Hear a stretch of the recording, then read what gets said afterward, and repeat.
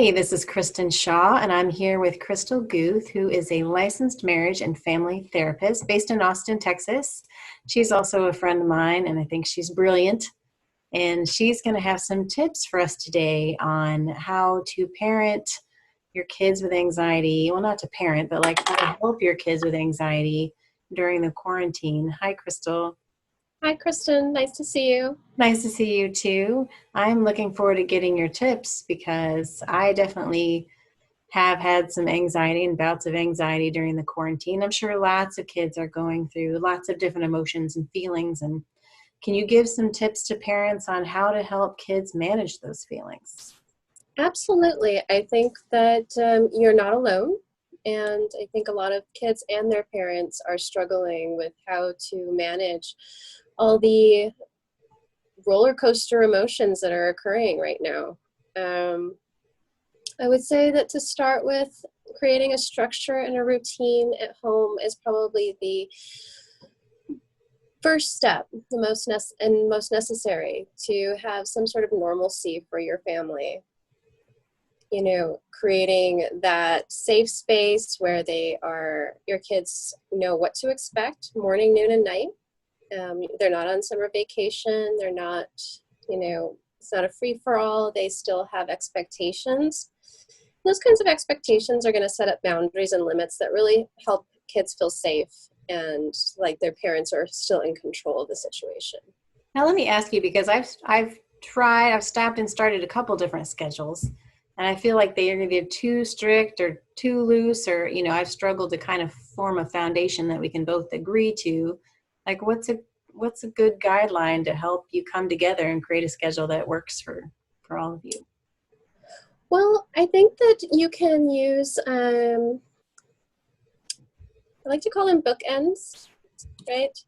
So if your day starts and ends in a similar way every day, that's a good starting point for that structure. That's going to create a foundation. Okay. So every morning, we get up around, maybe it's 8 now that the time is not as relevant for school.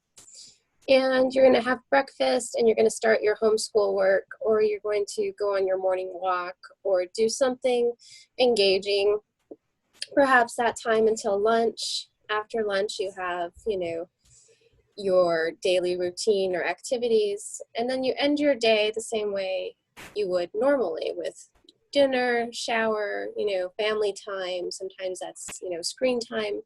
I think a lot of parents are finding that they're having to be more flexible with their screen time limits right now. And that's a little bit understandable on both ends. I would suggest not beating yourself up too much on that. Thank you. It's also a good way for kids to kind of interact with each other right now. It's about the only way they have. And that Yeah. social interaction is still very important, especially with a son your age. I Our agree. age. I agree. It's really helped my son, who's 10, kind of. I hear him talking and laughing with his friends, and I feel like that is a really good outlet for him, even though, I mean, I don't like video games much myself, but, they're finding different ways to be creative, to work together, teamwork, all those things, and it gets them talking to other people. Absolutely. And they're able to talk to somebody on their level. When you think about their interactions with their parents and their interactions with their teachers are going to be so much different than the interactions they have with their peers. And so letting them have that space to be themselves on that level is kind of a necessary thing in their social emotional development right now. Okay. So you've got the structure set up, right? You work in a structure, go easy on your video game screen time guidelines to what you're comfortable with, right? Every family is going to be a little bit different. Right. What else can you do? Like if your child comes to you and is really showing signs that they're having a lot of meltdowns, or showing that they're not handling it as well as as you hoped, or maybe they're having trouble. Well, I would do a couple of things, Kristen. I would suggest to parents that they do a couple of things where they check in with themselves. How are they handling the situation? And are they discussing it with their kids in a developmentally appropriate way? With kids in between ages, sometimes we forget that they're not quite as emotionally mature as they seem. And we start to discuss things at maybe a higher level than they're ready for. So I would kind of check in with that dialogue that you're having with them. I would check in with, how am I handling the stress?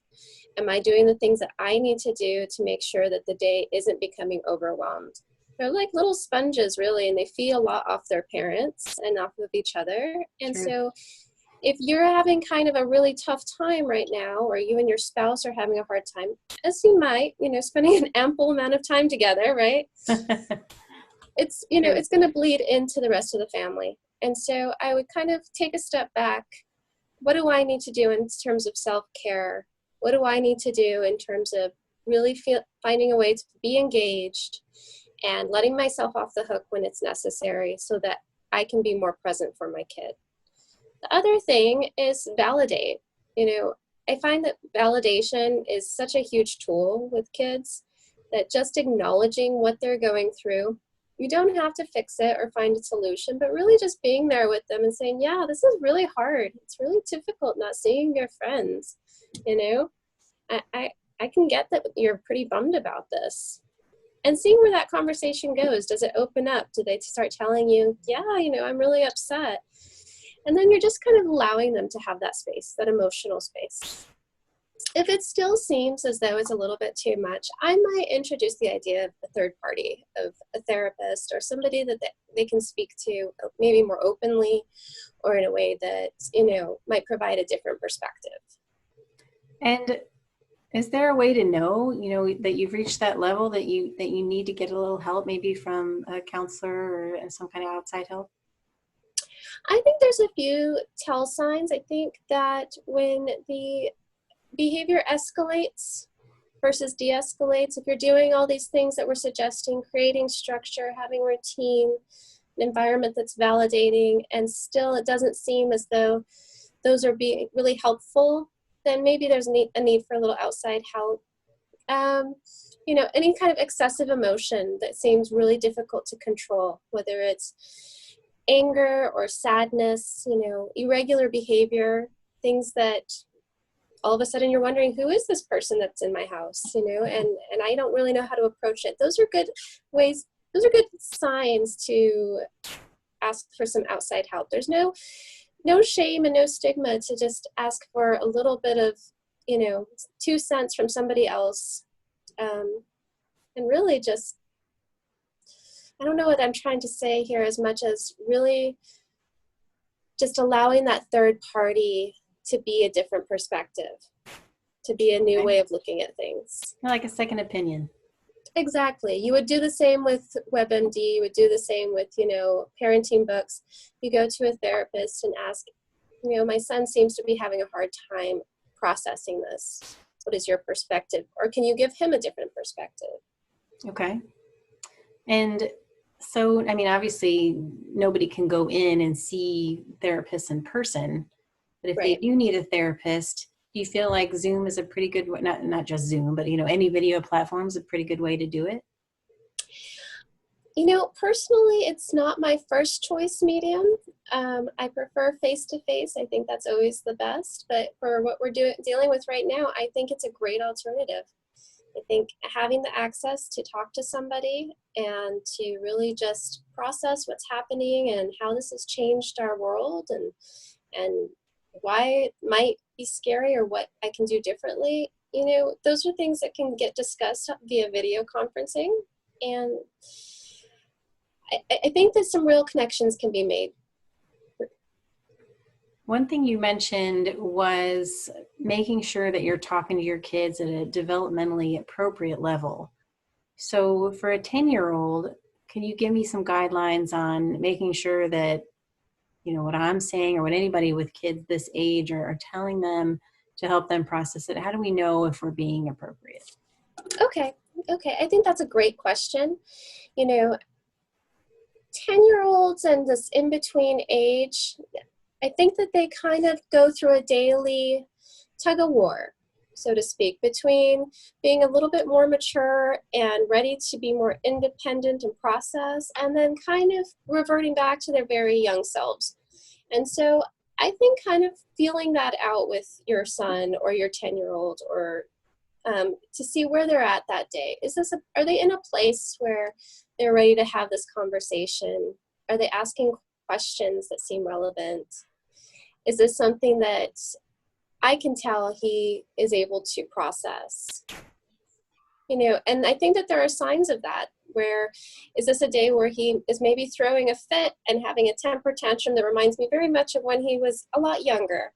Maybe that's not the day we have that discussion about, COVID-19 and how it's affecting the world.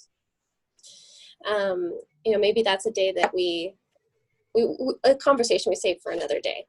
Okay, so go ahead. Tell me more. Okay, so I think the guidelines about how to speak to your child are a little ambiguous. That's I think that that's a personal relationship that you have with your child, that you can kind of get a sense of where they're at and how much they can hold.